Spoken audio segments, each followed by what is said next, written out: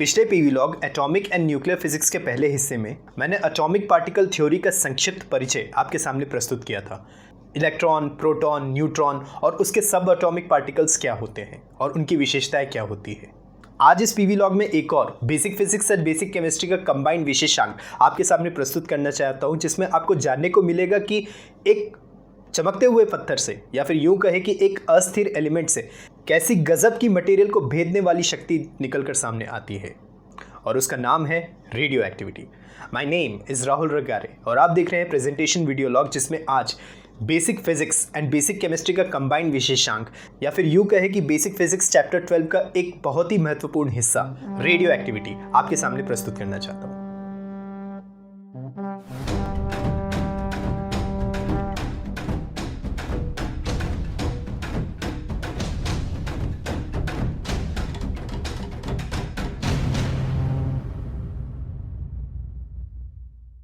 जो लोग मेरे इस चैनल पर नए हैं एंड इस पीवी लॉग को पहली बार देख रहे हैं, मेरी उनसे विनम्र विनती है कि इस चैप्टर के पहले हिस्से यानी कि atomic and nuclear physics part 1 को ज़रूर से देखें, तभी आपको आगे के ये हिस्से को समझने में थोड़ी सी मदद मिलेगी। चलिए बिना समय गवाए इस वीडियो के उद्देश्य को आगे बढ़ाता हूँ। मुझे इस टॉपिक को समझाने के लिए केमिस्ट्री सब्जेक्ट के अंदर पीरियोडिक टेबल के एलिमेंट्री बॉक्स की ज़रूरत पड़ेगी। तो एट प्रेजेंट कोई भी एक फिक्सिशियस एलिमेंट आपके सामने पेश करना चाहता हूँ। तो मॉडर्न पीरियोडिक टेबल जो secondary schools and above and technical science academics में हम पढ़ते हैं, तो कुछ इस तरह से हम एक एलिमेंट हमें दिखाई देता है जैसा आप अभी इस वेबसाइट मीडिया की स्क्रीन में देख रहे हैं। एलिमेंट का symbol, atomic number, atomic mass, electronic configuration, उसका ग्रुप नंबर क्या है, उसका पीरियड नंबर क्या है, वो किस ब्लॉक में है, ये सारी डिटेल्स हमें लगभग एक ए साइज़ के ड्राइंग शीट के अंदर ये स्कीमेटिक हमें देखने को मिलता है। तो इस पीवी लॉग में कुछ महत्वपूर्ण पॉइंट्स को समझाने के लिए कुछ डिटेल्स को मैं हाइड कर रहा हूँ। अभी के लिए इन 3 इन्फॉर्मेशन से हमें मतलब है। तो ये जो बीच में आपको Z जो दिखाई दे रहा है, this is called the element symbol. नीचे सबस्क्रिप्ट में जो X लिखा हुआ है वो एटॉमिक नंबर कहलाता है, और ऊपर सुपरस्क्रिप्ट में जो A सिंबल लिखा हुआ है वो इस एलिमेंट का रिलेटिव एटॉमिक मास कहलाता है। एटॉमिक नंबर की बात करूँ तो ये एलिमेंट के अंदर कितने प्रोटॉन्स और इलेक्ट्रॉन्स मौजूद है, ये उसका स्टेटस बताता है। तो यहाँ पर अभी नंबर ऑफ प्रोटॉन्स को ही एज्यूम करते हैं। तो इस एटॉमिक नंबर से नंबर ऑफ प्रोटॉन्स की इंफॉर्मेशन हमें मिलती है। X is equal to number of electrons that is E and the same goes to the number of protons that is P and the atomic mass capital A। यहाँ पर हमें nucleus की जानकारी मिलती है कि इस एलिमेंट के अंदर कितने number of protons and number of neutrons का कुल जोड़ मौजूद है, that is capital A is equal to P plus N। Element के इन तमाम 5 इन्फॉर्मेशन से आपको कुछ और डिटेल्स भी पता लगती है। जैसे मान लीजिए किसी एलिमेंट का एटॉमिक नंबर एक जैसा है या अलग अलग है, या फिर किसी एलिमेंट का मास नंबर एक जैसा है या अलग अलग है। तो सदियों पहले माइनिंग, एक्सट्रैक्शन और रिएक्शन के दौरान कई सारे एलिमेंट्स तो मिले ही, साथ ही साथ उस एलिमेंट के हम शक्ल भी निकल कर सामने आए। या तो उसका कोर एलिमेंट कमज़ोर होता था या तो उसका कोर एलिमेंट ताकतवर होता था, जिसे आप इस एलिमेंट को आइसो एलिमेंट्स भी नाम दे सकते हैं। जैसे कुछ एलिमेंट्स आइसोटोप्स कहलाते हैं, जिसका एटॉमिक नंबर एक जैसा होता है लेकिन एटॉमिक मासेस डिफरेंट होते हैं। कुछ एलिमेंट्स आइसोबार भी कहलाते थे। तो कुछ एलिमेंट के एटॉमिक मासेस जो है वो सेम रहते थे लेकिन एटॉमिक नंबर्स डिफरेंट कहलाते थे। कुछ एलिमेंट्स आइसोटोन्स कहलाते थे, जहाँ पर जिस एलिमेंट के नंबर ऑफ न्यूट्रॉन्स एक जैसे होते थे, और कुछ एलिमेंट्स आइसो इलेक्ट्रॉनिक भी कहलाते थे, जहाँ पर जिस एलिमेंट के नंबर ऑफ इलेक्ट्रॉन्स एक जैसे होते थे। अभी तक मैंने जितने भी बेसिक केमिस्ट्री के टर्मिनोलॉजीज मैंने बताए, with this solid evidence and information हमें रेडियो एक्टिविटी प्रोसेस की चीज़ समझने में यहाँ से मदद मिलेगी, जिसे मैं अब आप सबके सामने प्रस्तुत करना चाहता हूँ। सन 1896 और 1898 में यूरेनियम एंड थोरियम नामक एक एलिमेंट मिला एक पत्थर के रूप में। स्पेशली यूरेनियम, सर हेनरी बेकेरेल ने इस चीज़ को ऑब्जर्व किया और उस यूरेनियम एटम के कुछ सैंपल्स को ब्लैक पेपर के अंदर पैक करके रखा। तो अचानक से एक्सीडेंटली यूरेनियम से उस ब्लैक पेपर को भेद कर ये इनविजिबल रेज निकल रही थी। इस असेंबली से निकलने वाली रे को सिल्वर फॉइल से पास करवाया, उसको भी भेद कर ये निकली। फर्दर ऑन फोटोग्राफिक प्लेट को इस इनविजिबल रे के सामने रखा, तो उस फोटोग्राफिक प्लेट में कई सारे ब्लैक स्पॉट्स छप रहे थे। यहाँ से सर हेनरी बेकेरेल को रेडियो एक्टिविटी का जनक कहा जाने लगा। अब ये रे का महज निकल जाने वाली एक्टिविटी से दुनिया के सामने आधी अधूरी चीज़ नहीं जारी कर सकते। इस खोज की और तहकीकात हुई और तब मैडम क्यूरी और प्यूरी क्यूरी, दो फिजिसिस्ट की वहाँ पर एंट्री होती है। इन्होंने ये पाया कि यूरेनियम एंड थोरियम के अलावा और भी एलिमेंट्स अर्थ में मौजूद है जिससे ऐसी रेडिएशंस निकल रही थी। फिर इस चीज़ को देखते हुए सर अर्नस्ट रदरफोर्ड और फ्रेडरिक सोडी ने एक थ्योरी दुनिया के सामने पेश की, what they called theory of radioactive disintegration, and it is also called the theory of radioactive decay. उन्होंने ये पाया कि पूरे पीरियोडिक टेबल के कुछ एलिमेंट्स स्टेबल न्यूक्लियाई वाले एलिमेंट थे और कुछ एलिमेंट्स अनस्टेबल न्यूक्लियस को भी एग्जिबिट करते थे। स्टेबल न्यूक्लियाई से मेरा कहने का मतलब है कि number of protons and number of neutrons एक जैसे हो या लगभग एक जैसे हो। इसके अलावा ये भी कंडीशन होनी चाहिए कि सभी प्रोटॉन्स और न्यूट्रॉन्स के बीच बराबर तादाद में attractive, repulsive and nuclear forces balanced होने चाहिए। और अनस्टेबल न्यूक्लियाई से मतलब होता है कि किसी एलिमेंट में प्रोटॉन्स एंड न्यूट्रॉन्स की क्वांटिटी एक जैसी ना हो। एक तरह से यूँ कहना चाहिए कि ये उनमें से एक कंडीशन है जो रेडियो एक्टिव एलिमेंट को बढ़ावा देती है। इस एविडेंस से ये पाया कि कुछ एलिमेंट्स जिसके एटॉमिक नंबर कम थे एंड जिसके अंदर अनस्टेबल न्यूक्लियाई थे, वो अनस्टेबल न्यूक्लियाई अपने आप को स्टेबल होने के लिए अट्रैक्टिव, रिपल्सिव और न्यूक्लियर फोर्सेस एमिट कर रहे थे।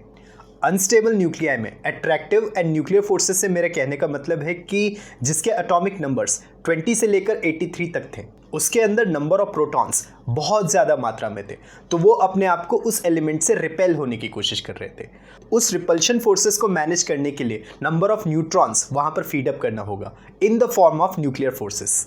अब यहाँ पर न्यूक्लियर फोर्सेस मैं कह रहा हूँ, इसका मतलब ये है कि बीटा माइनस रेडिएशन वहाँ से निकलेगी in the form of electrons. तब जाकर प्रोटॉन और न्यूट्रॉन के बीच attractive and repulsive forces balanced हो जाएंगे, तब जाकर कोई एलिमेंट स्टेबल कहलाएगा। अब बहुत ज़्यादा न्यूट्रॉन डालना भी सही बात नहीं है, अदरवाइज क्या होगा, इन the form of attractive forces ज़्यादा होने लगेगा, प्रोटॉन आपका सिकुड़ने लगेगा। उस प्रोटॉन को सिकुड़ने से बचाने के लिए और न्यूट्रॉन को कंट्रोल पोजीशन पे लाने के लिए प्रोटॉन्स फिलअप करने होंगे in the form of attractive forces. तब जाकर कहीं ना कहीं प्रोटॉन और न्यूट्रॉन के बीच attractive and repulsive forces balanced हो जाएंगे और वो एलिमेंट स्टेबिलिटी को अचीव कर पाएगा। और जिसके एटॉमिक नंबर 83 या उससे ज़्यादा थे, 83 का एटॉमिक नंबर का जो एलिमेंट होता है वो बिस्मिथ कहलाता है as accordance with the periodic table. तो जिसके एटॉमिक नंबर 83 से ज़्यादा थे वो सारे के सारे अनस्टेबल कहलाते थे। सारे के सारे वो एलिमेंट्स 83 से ज़्यादा रेडियो एक्टिव एलिमेंट्स कहलाते हैं। वो सारे के सारे अनस्टेबल एलिमेंट स्टेबिलिटी के पीछा करने की डिस्टेंस उसके बीच बहुत ज़्यादा होती है, इन्फिनिटी होती है। तो वो अनस्टेबल न्यूक्लियाई स्टेबिलिटी का पीछा करने के लिए, क्योंकि स्टेबिलिटी के बीच उसकी डिस्टेंस ज़्यादा है, उस डिस्टेंस का पीछा करने के लिए बेहिसाबी रेडिएशन जो है वो फेंकता रहेगा, जिसे हम मेजर नहीं कर सकते। वो कंटिन्यूस रेडिएशन जो है वो फेंकता रहेगा। तो ये जो अनस्टेबल न्यूक्लियाई और स्टेबल न्यूक्लियाई की चीज़ जो मैंने बताई, इस रेडियो एक्टिव डीके को समझाने के लिए वैज्ञानिकों ने दुनिया के सामने एक प्लॉट रखा जिसका नाम है स्टेबिलिटी बेल्ट। मैं चाहता हूँ कि आप सब इस प्लॉट को गौर से देखें जो मैंने बनाया है। मैं यहाँ पर एक्स एक्सिस पर नंबर ऑफ प्रोटॉन्स ले रहा हूँ और वाई एक्सिस पर नंबर ऑफ न्यूट्रॉन्स ले रहा हूँ। यहाँ पर मैंने ब्लू कलर का एक एजिमुथल लाइन बनाया है जो कि नंबर ऑफ प्रोटॉन्स और नंबर ऑफ न्यूट्रॉन्स ये दर्शा रहा है कि ये दोनों किसी एलिमेंट पे बराबर तादाद में मौजूद है। और ये ब्लू लाइन कोई कंडीशन नहीं है कि ये स्टेबिलिटी को अचीव करे, ये जस्ट एक लाइन है जो मैं एज्यूम कर रहा हूँ। यहाँ पर आप जो ब्लू और रेड कलर के बॉल्स जो आप देख रहे हैं, छोटे छोटे बॉल्स जो देख रहे हैं, ये स्टेबल न्यूक्लियाई की श्रेणी को बढ़ावा देते हैं। यानी कि कुछ एलिमेंट्स यहाँ पर जो है वो स्टेबल न्यूक्लियाई के अंदर है। वो स्टेबल एलिमेंट आपका क्या हो सकता है, वो एलिमेंट भी हो सकता है या फिर उस एलिमेंट के छोटे छोटे आइसोटोप्स भी हो सकते हैं। एंड जो सियान कलर है वो 100% जो है वो रेडियो एक्टिव एलिमेंट है, वो कभी कभी जो है वो स्टेबिलिटी को अचीव कर पाएंगे। इस प्लॉट के अनुसार एटॉमिक नंबर जो 20 से कम है, न्यूट्रॉन्स टू प्रोटॉन का रेशियो लगभग 1 होना चाहिए, तब वो एलिमेंट का न्यूक्लियाई स्टेबल न्यूक्लियाई माना जाएगा। एटॉमिक नंबर 20 से 83 के बीच न्यूट्रॉन टू प्रोटॉन रेशियो 1 से लेकर 1.6 के बीच में हो, तब ये एलिमेंट का न्यूक्लियाई स्टेबल माना जाएगा। जैसा आप अभी जो है वो गोल्डन ब्लैक कलर का एक स्टेबिलिटी लाइन आप दिख रहे हैं, इस लाइन को हम जो है वो स्टेबिलिटी बेल्ट कहते हैं, जो कि एटॉमिक नंबर 83 तक जो है वो ड्रॉ किया है। ये इशारा करता है कि न्यूट्रॉन टू प्रोटॉन रेशियो 1 से लेकर 1.6 के बीच होना चाहिए। 20 से लेकर 83 तक। एंड एटॉमिक नंबर 83 से अबव सभी के सभी एलिमेंट्स अनस्टेबल होंगे, बोले तो रेडियो एक्टिव होंगे। सो ये जो प्लॉट आप देख रहे हैं, गोल्डन ब्लैक कलर का प्लॉट आप देख रहे हैं, अगर इस प्लॉट के ऊपर या नीचे एटम्स एलिमेंट्स या आइसोटोप पाया जाए, इसका मतलब ये होगा कि उसके उस एलिमेंट के number of protons and number of neutrons equal नहीं होंगे, तो वो अनस्टेबल न्यूक्लियाई वाले एलिमेंट की श्रेणी में आएंगे। आसान भाषा में अगर कहूँ तो कोई एटम या एलिमेंट इस स्टेबिलिटी बेल्ट लाइन के करीब करीब हो या वहीं पर अगर मान लीजिए रहता हो, तो वो एलिमेंट न्यूक्लियाई स्टेबल कहलाएगा। Otherwise it will be the radioactive element और it will be the element iso character. ये अनस्टेबल न्यूक्लियाई स्टेबल होने के लिए या स्टेबिलिटी का पीछा करने के लिए positive charge alpha ray, negatively charge beta ray and neutral radiation that is electromagnetic radiation gamma rays को एमिट कर रही है। तो इस तरह के रेडिएशन के डिसइंटीग्रेट होने वाले प्रोसेस को रेडियो एक्टिविटी कहते हैं, which is what I had written and you are watching in this website media screen right now. ये रेडियो एक्टिविटी एक तरह से न्यूक्लियर फोर्स एंड रेडिएशन की फिनोमिना कहलाती है, बाकी रिएक्शन से कई गुना असरदार एंड इफेक्टिव। इस प्रोसेस का टेम्परेचर, प्रेशर और बाकी फिजिकल कंडीशन से कोई लेना देना नहीं है और ना ही उसके ऊपर डिपेंड करती है। सर हेनरी बेंकेरेल को भले ही रेडियो एक्टिविटी का जनक कहा जाता हो, लेकिन इसके अंदर अल्फा रेस, बीटा रेस और गैमा रेस की खोज सर अर्नस्ट रदरफोर्ड ने की थी।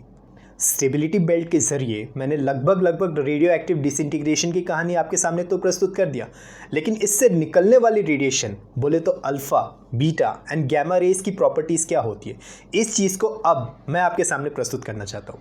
Let me show you.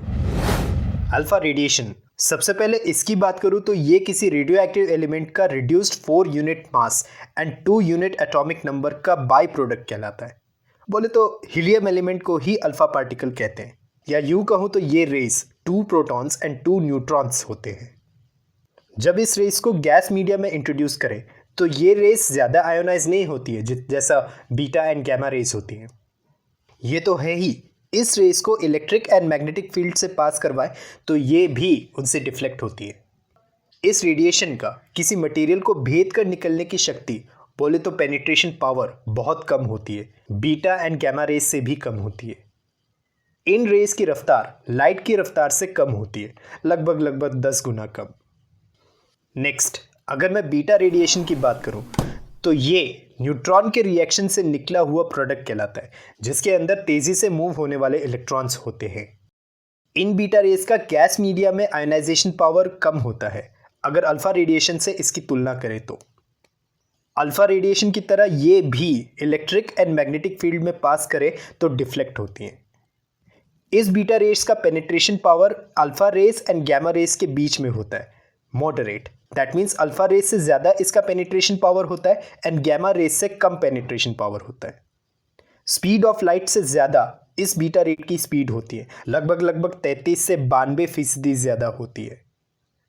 If I talking about the gamma rays, then कोई न्यूक्लियाई हाई एक्साइटेड स्टेट या फिर एनर्जी स्टेट से लो एक्साइटेड स्टेट को अचीव करने के लिए वो इलेक्ट्रोमैग्नेटिक रेडिएशन फेंकता है। ऐसी रेडिएशन फेंकता है जिसका कोई चार्ज नहीं होता, जो एब्सोल्युटली न्यूट्रल रहती है और जिसका कोई मास नहीं होता और उस पर कोई बदलाव नहीं आता है। इस गैमा रेस को गैस मीडिया पे पास करते हैं तो कहीं भी आयोनाइज नहीं होती। प्रैक्टिकल सेंस में होती है किसी किसी गैस मीडिया में, पर उतना ज़्यादा आयोनाइज नहीं होती है। And certainly because it's neutral, electric and magnetic field पर इसका कोई प्रभाव नहीं पड़ता है। मगर इस गैमा रेस की किसी मटेरियल पर penetration power alpha and beta rays से बहुत ज़्यादा होती है। इतनी ज़्यादा होती है कि किसी इंसान को भेद कर निकल जाए, जीन को म्यूटेट कर सकती है, टिश्यूज़ और डीएनए को भी भेद सकती है। ये गैमा रेस इलेक्ट्रोमैग्नेटिक होती है। That means it is equal to the speed of light in air media 3 × 10⁸ metre per second. So I hope आपको समझ में आ गया होगा कि ये alpha, beta and gamma rays and इनके बीच अंतर क्या होता है। आगे बढ़ते हैं। हमने अब तक रेडियो एक्टिव एलिमेंट का डिसइंटीग्रेशन देखा। इस रेडियो एक्टिव एलिमेंट के अंदर क्या होता है? डिकेड एटम होता है। किसी भी एटम को अनस्टेबल कहता हूँ, दैट मीन्स उसके अंदर अनडिकेड एटम है। जब वो अनडिकेड एटम डीके होने की कोशिश करेगा तो वो कितने समय अंतराल तक डिसइंटीग्रेट हुआ, इस चीज़ को उस रेडियो एक्टिव एलिमेंट का हाफ लाइफ कहते हैं। यूजुअली ये चीज़ नंबर ऑफ एटम के आधे होने के लिए कितना समय लगा, इस चीज़ से डिनोट किया जाता है। ये चीज़ रदरफोर्ड सोडी लॉ के कानून से निकला है। n is equal to n naught into exponential factor of minus lambda T. यहाँ पर lambda radioactive decay constant होता है एंड इस पूरी रेडियो एक्टिविटी प्रक्रिया के टाइम पीरियड स्मॉल टी कहलाता है। जब इस कैपिटल N को हाफ ऑफ n नॉट से रिप्लेस करूँगा as per the definition and small t को कैपिटल T से रिप्लेस करूँ तो ओवरऑल रिजल्ट आएगा t is equal to natural log of 2 divided by lambda या फिर ln(x) डिवाइडेड बाय लैम्डा, और इस चीज़ की वैल्यू रखेंगे तो 0.693 डिवाइडेड बाय लैम्डा के बराबर होगा। This is the overall result of the half life period of radio active element. किसी मटेरियल को भेदना ही रेडियो एक्टिविटी का एकमात्र एप्लीकेशन नहीं कहलाता है, इस चीज़ को किसी और चीज़ के लिए भी इस्तेमाल किया जाता है। जैसे मान लीजिए कोई स्पेसिमेन हम गैदर करते हैं, मान लीजिए कोई पत्थर हमने पकड़ा या फिर मरे हुए जीव जंतु या फिर पेड़ पौधे का सैंपल हमने लिया, उस सैंपल से कोई ना कोई तो रेडियो एक्टिव किरणें जो है वो एमिट करेगी। उस रेडियो एक्टिव रेस से पता लगाया जा सकता है कि वो स्पेसिमेन कितने साल तक जिंदा रहा था। इस चीज़ को रेडियो एक्टिव डेटिंग कहते हैं। कार्बन डेटिंग इस चीज़ का बहुत अच्छा उदाहरण है। C6 to the atomic mass of 14 ये कार्बन का रेडियो एक्टिव आइसोटोप कहलाता है। तो जितने भी मरे हुए जीव जंतु, पेड़ पौधे या फिर पत्थर से अगर मान लीजिए क्वांटिटी ऑफ ये रेडियो एक्टिव का आइसोटोप ऑफ कार्बन अगर मान लीजिए निकलता है तो इस चीज़ का एग्जैक्ट एनालिसिस किया जा सकता है कि वो चीज़, वो स्पेसिमेन कितने साल तक वो जिंदा रहा था। इस प्रोसेस को कार्बन डेटिंग कहा जाता है। एंड मेडिकल क्षेत्र में इन रेडियो एक्टिव आइसोटोप की बहुत बड़ी भूमिका होती है, like cancer treatment, bone disease को क्योर करना, थायरॉयडल ग्लैंड को डिटेक्ट करना, कितनी तेज़ी से मानव शरीर के अंदर खून दौड़ रहा है उस चीज़ को मेजर करना, ट्यूबरक्लोसिस और ट्यूमर का इलाज करना, इन सारे मेडिकल एप्लीकेशन में इसे अप्लाई किया जाता है। तो ये रहा जनरल नॉलेज सिलेबस के हिसाब से रेडियो एक्टिविटी टॉपिक की संक्षेप में कहानी। मैं सोच रहा था कि एटॉमिक एंड न्यूक्लियर फिजिक्स के अंदर ये रेडियो एक्टिविटी टॉपिक आता है तो मैं इस चीज़ को जो है वो 2 हिस्सों में कंप्लीट करूँगा, पर जब मैंने रेडियो एक्टिविटी की स्टोरी मैंने जब देखी तो उसमें बहुत सारी ऐसी कहानी थी जो आपको समझाना ज़रूरी था। And I don't want to leave any term of this topic, so here it is. अब किसी एटम या फिर एलिमेंट के टूटने या फिर जुड़ने से एक हैरत अंगेज अमाउंट ऑफ एनर्जी जो है वो पैदा होती है। वो चीज़ क्या है, इस बात का जवाब आपको मिलेगा एटॉमिक एंड न्यूक्लियर फिजिक्स के अगले हिस्से में। फिलहाल के लिए मेरी तरफ से इतना ही। ये था बेसिक फिजिक्स एंड केमिस्ट्री का स्पेशल विशेषांक रेडियो एक्टिविटी। अगले हिस्से में इस एटॉमिक एंड न्यूक्लियर फिजिक्स की आगे की कहानी लेकर आपके सामने फिर हाजिर होऊंगा। मुझे उम्मीद है कि आपको ये वीडियो पसंद आया होगा। अगर पसंद आया तो प्लीज़ इस वीडियो को लाइक कीजिए, शेयर कीजिए, और मेरी रीच बढ़ाने के लिए और आपको इस तरह के जनरल नॉलेज के कंटेंट अच्छे लगते हैं तो प्लीज़ मेरे चैनल को सब्सक्राइब कीजिए।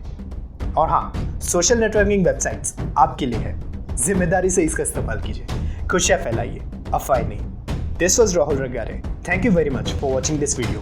Have a nice day.